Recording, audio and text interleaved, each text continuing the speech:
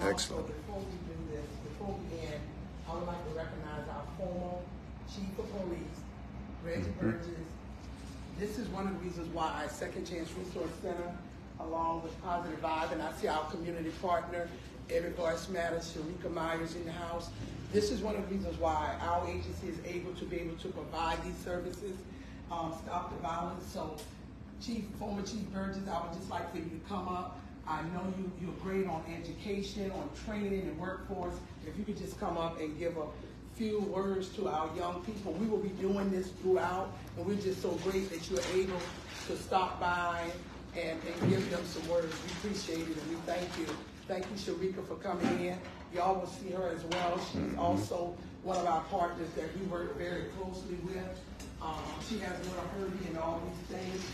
Thank you for coming by, and y'all get to see her a lot as well. So the three of us need to work really closely. Y'all turn this over to I'm off too long. I got into the market, the hospital, a couple more I don't know about it, but what they do is it works. Like they said, I'm a former chief of police in North Charleston, born and raised right here. Y'all probably know my story. I'm from Union Heights, Georgia, Liberty Hill. That's where I'm from. I love my city. Went to Palms High School, which is North Charleston. Everything I did was in here. My grades were the best. I actually went to Head Start off of Groveland Avenue in Heights. I got kicked out of there for fighting. I went to kindergarten right there in Ackerby, Form House Guard. I got kicked out for fighting. I went to elementary school, doing pretty good at Ben Tillman. Then I got to high school. I found another thing that we all guys found. GIRL. And I started bugging out. Lost my way. Got parent conference one time, suspension, detention, ISF. I did it all because I was losing my mind, losing my way. I got unfocused. When I got my mind together, first of all, I asked the Lord to help me turn myself around. And he turned me around. I ended up getting a football scholarship, played football in Maryland. And I came back home after I finished my college up there. But one thing that they're sharing me, I'm going to share with you right now.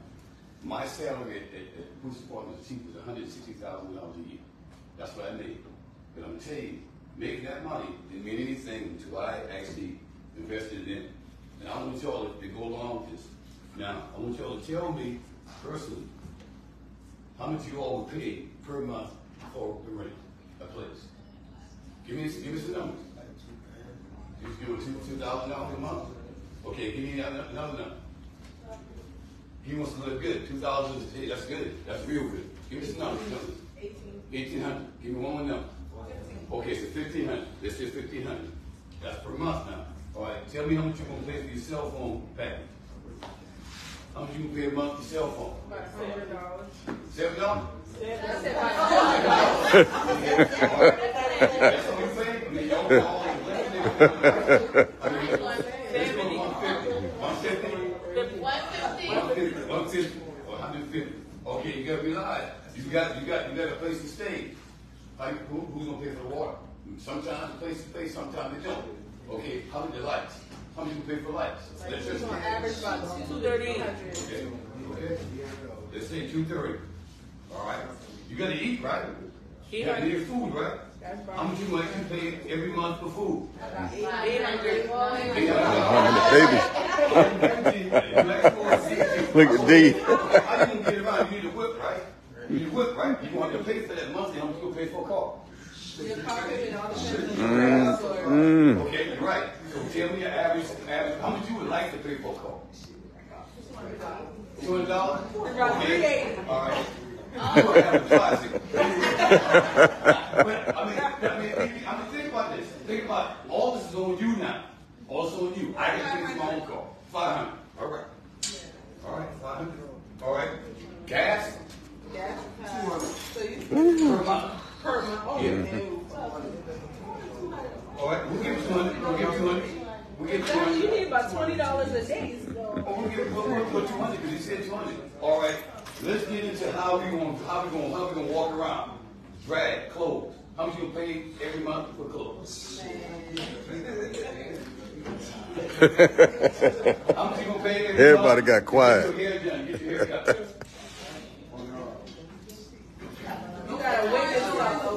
over $100. Also, you're gonna pay insurance in your vehicle, right? Yep, insurance. How much you gonna pay for insurance?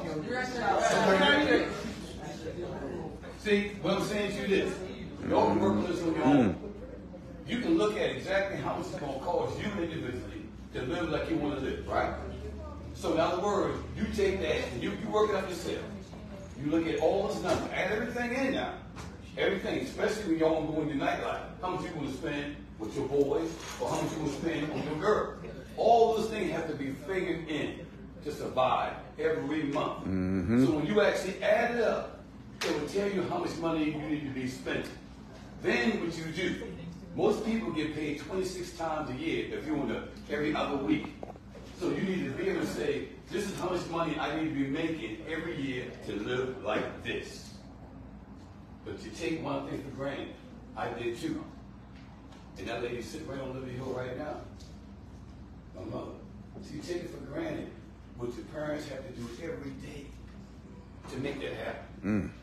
Every day. You never thought about it. You never thought about your mom and dad have to do all this and grandmother and grand. They got to do this every day, every month. So that's why these folks are going to get you the opportunity to make this thing. I told you about my background. Now, when I got my stuff right, I was doing everything the right way. Every time I went and got my money out the bank, that was mine. I didn't take it from anybody. Every time I went to pay a bill, I worked for that. And I paid that bill. It was about me. And when trouble came in my life, it came not directly at me, around me. I knew I was involved with it, so I knew how to stay out of it. These people are going to get you there, but it ain't going to happen unless you put forth the effort. You cannot give up, people. If I would have gave up when I was on Union Heights and your degree, I would never fulfill my dream of playing football. If I would have gave up many, many times before, I would have never been a college All-American. If I had gave up, I would never been able to get married to a woman that's from Liberty Hill and had two kids and doing what I'm doing in the community I grew up in if I had gave up. That's what people want us to do, man, give up. I'm not here with any politics stuff, but people say to me, well, why are you running for mayor? You've never been an elected official. That's what they say to me. Man, every time they tell us that we need to have education, right? We got to have education, right? I went and I struggled, but I got my college degree. Then they tell me, oh, you got to have a little time in the area. I did 34 years in the streets of North Charleston. Then they say, well, you have to have extra training and extra learning. I went to all the major command schools that all the chiefs in New York, Philadelphia, D.C., and California. I was in the schools with them. So I sat back and said, well, I did everything you told me to do. Why not me? Why can't I be what I want to be? I did everything you told me to do. That's what I'm telling y'all. Don't let nobody stop you. You keep focused. You will have friends that are going to actually try to tell you to do the wrong thing. Because that old saying is misery likes what? Company. Or when you down, when I was going to ISS, I get ready, I don't know if y'all been in there. We used to call it the jailhouse.